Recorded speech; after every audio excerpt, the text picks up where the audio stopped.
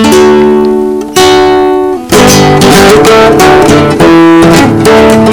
Secret of the Conde Hermanos, Chapter 21.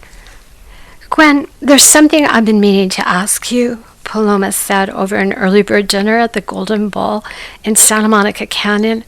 She had driven down the day before from Carmel and stayed overnight with Gwen at her uncle's house in Pacific Palisades. Early that morning, she had picked up Helena and they had taken a day trip to Palm Springs and made the promised visit to Elspeth, Paloma's mother, who had met them for hot chocolate at the top of the aerial tramway. It was mid-March, and because the winter had been quite wet, it not only brought carpets of wildflowers onto the desert floor, which Elspeth captured so vibrantly in her landscape paintings, but also ample snow to the San Jacinto Mountains, where they had all sat snugly inside the restaurant, surrounded by skiers ready to take to the slopes, as well as tourists clad in shorts and sandals, there for the sheer novelty of it all. For it was indeed said to be the only place in the world where one could travel through the Earth's 5 life zones, from Sonoran Desert to Canadian Fringe, all within the space of the 15-minute ride up the mountain on the aerial tramway.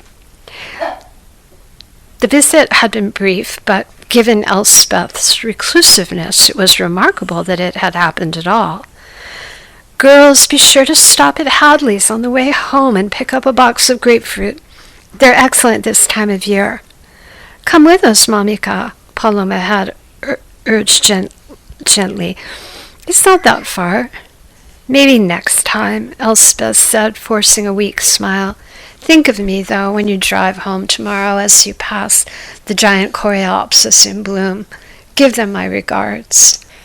Elspeth was especially fond of the giant coreopsis, which bloomed only after rainy winters in profusion along the 2-lane stretch of Pacific Coast Highway in Ventura, the only place in the world besides Catalina Island where the prehistoric species is known to have survived.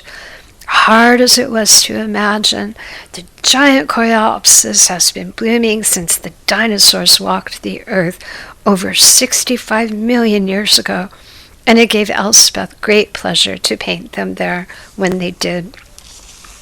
After their stop at Hadley's, the iconic date and citrus orchards located just outside of Palm Springs, and as they headed back to Los Angeles, Helena had asked her new sister-in-law where Elspeth was from originally, as she spoke English with a faint yet detectable accent. What used to be called Czechoslovakia, Paloma answered. She was an art student at the University of Prague in 1968 and was selected to come with a group of students to attend the Summer Olympics in Mexico City that year.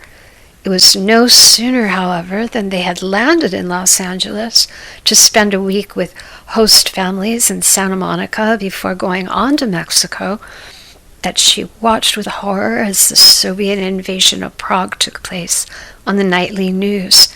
As she watched the phalanx of armored tanks rolling through the streets, she knew immediately she should not return. So she chose instead to go underground.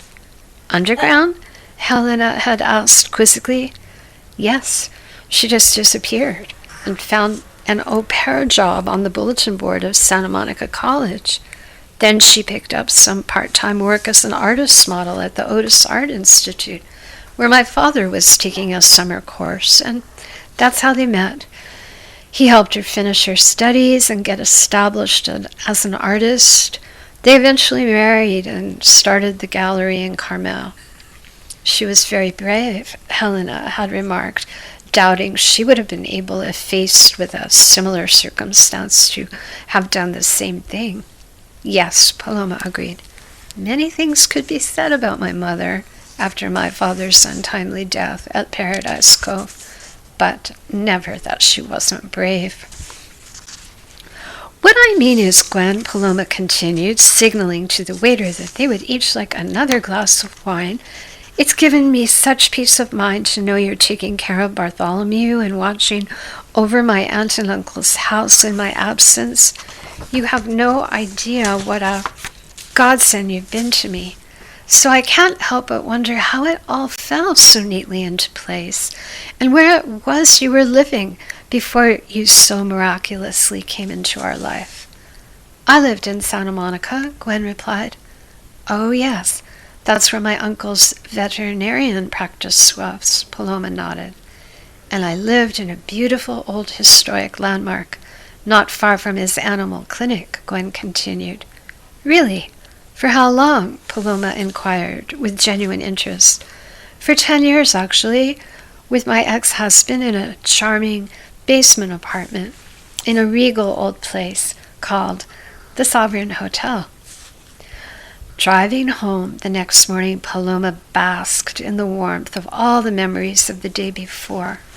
Not only had she driven to Palm Springs with her new sister-in-law Helena, and actually had a hot chocolate and a lovely visit with her mother, more often than not recalcitrant mother, at the top of the aerial tramway, but she had also had the opportunity to express her deep thanks to Gwen over dinner at the always comforting Golden Bowl. And later that evening, when she had heard scratching at her bedroom door, and she had opened it to let in dear Bartholomew, whom she had known since he was a young kitten, that had presented itself to her and her aunt in the Marquez Knolls so many years ago, she found that he had brought her a present, one of his fabled communications, actually, and this time it was from her Aunt Blanquita, for he had bought her a small, well-played-with hand-knit drawstring satchel, coming unraveled in places with age. She recognized immediately the handiwork of her aunt, because she knit such satchels in her spare time for her castanets.